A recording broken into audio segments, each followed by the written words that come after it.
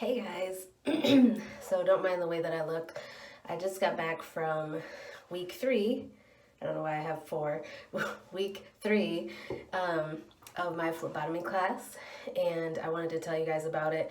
And I'm wearing a tank top because I had to take off my scrub top from school so that I can put my scrub top for work on and leave for work in a little bit. So what did we talk about today? We talked about a lot of things, and I have to tell you guys, I am super, super excited about this. I did my first successful stick today.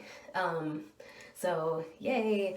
It was really nerve-wracking to try. We haven't stuck our classmates yet, but I did my first successful stick on the dummy arm.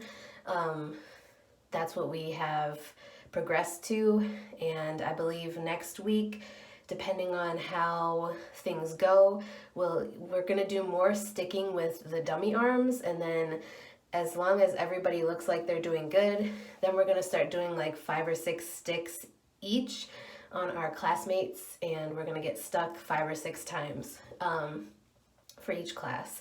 So next week we have an exam, and we're supposed to go over like order of draw and stuff like that this week at home before class next week. We have an exam that talks about different things like what is petechiae, what is a hematoma, what was the other one? There was another one. But then we talked about like the main veins and the names of them and where you can find them, which is the median cubital or medial cubital or something like that vein, which is this one right here. And then the basilic and the cephalic veins, which the basilic vein is on the thumb side and the basilic vein is on the inner side, which she gave us a little kind of tip to remember the basilic. The basilic vein is like right over the brachial artery. So just to like make it a little bit easier to remember where it is located. And then we went over like different sites that you wouldn't want to stick someone.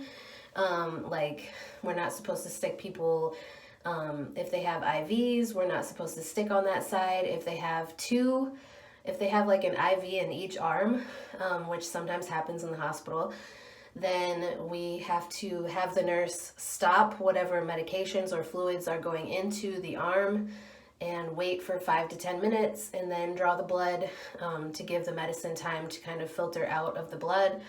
And then, let's see what else.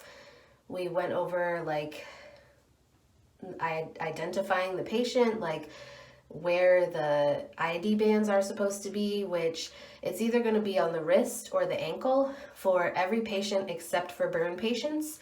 And that's the only exception to the patients that don't have to have wristbands. So like every other patient except for burn patients has to have a wristband before you can stick them.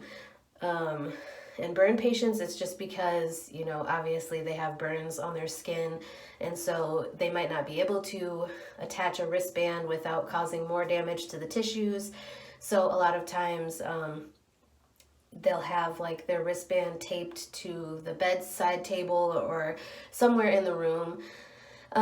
We also talked about like drawing blood from comatose patients and whether or not you should talk to a comatose patient, which obviously the answer is yes. It's just like talking to a body, in my opinion. Obviously they're not dead, but like when I'm doing post-mortem care as a CNA, I still talk to the body as if they were still there. It makes me a little bit more comfortable, but for people who are in a coma, they can hear a lot of what's going on around them, and so like it's good to go through and explain to them step by step what you're doing. Don't just go in there and not talk to them, or, you know, just stick them and not expect, you know, them to feel anything, because they do still feel things a lot of the times, and they do hear what's going on around them a lot of the times. We went over like our projects. which aren't due next week, but they're due the week after that. And my group, we basically have urine cultures, urine drug tests, and urine pregnancy tests, and then 24-hour urine collection, which I took it upon myself to do the work for the 24-hour urine collection. And my two teammates, I don't know which is doing which, but we're all going to present it together, but I'm going to collect the information on like the procedure for 24-hour urine collection and how you would explain it to the patient, and what you would do when they bring the urine back, like how you would process it to send it out, or send it to the core lab or whatever.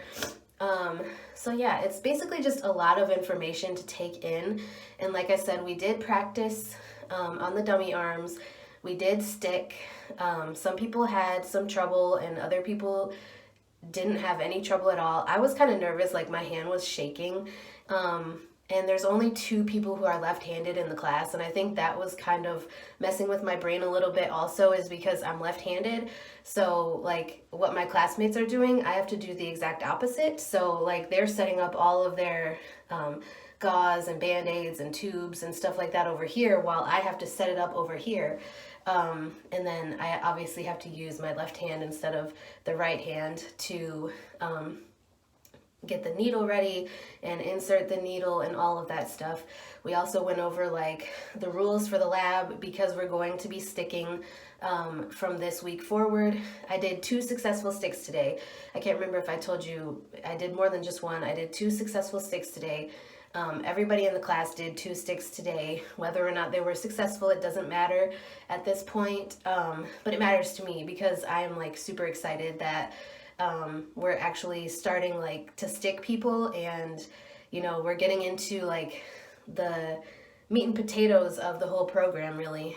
So basically we have an exam next week that goes over like all the stuff we went over today as far as like the sites to avoid,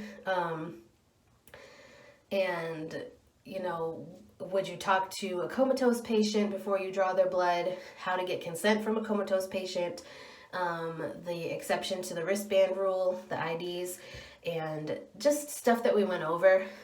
If you guys would like more like in-depth information, I can go over like exactly what we went over in class today, but I just kind of wanted to give you guys like more of a general overview.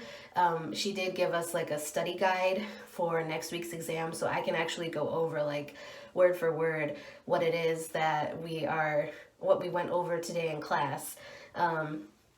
Yeah, I'm so stinking excited because I got my first and second successful sticks today. So I'm super proud of myself. And like I said, I was nervous, but you know, you're gonna be nervous doing something for the first time. And I think if something doesn't make you nervous, then maybe it's not the right thing for you to do, because I feel like when you're learning new skills and you are starting a new journey in life, I feel like you're going to be nervous regardless. So it was just good to be able to kind of get over my fear a little bit of the needle and, you know, sticking.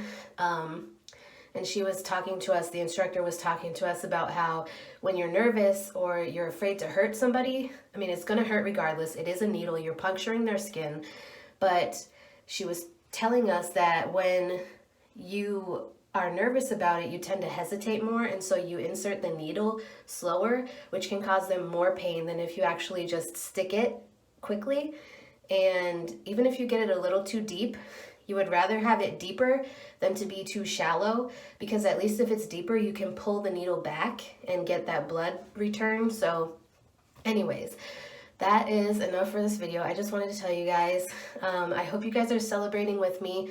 I am totally loving that I made this decision to do this class, and I'm gonna go eat something for lunch and then get ready for work and come home and probably study a little bit and then go to sleep. I have to go back to school. I have to go to school twice this week. One was today, and then on Friday I go and do my BLS CPR class. So I will be back there in a few days. But for now, that's it for this video. I hope you guys enjoyed. If you have any questions or anything that you would like me to go over, please let me know and I will try to make a video about it for you. I also did get a tourniquet from one of my friends at work, and I will be kind of trying to show you guys how to apply a tourniquet and things like that if you guys are interested in seeing those things as well. So stay tuned, and I will talk to you guys again in my next video.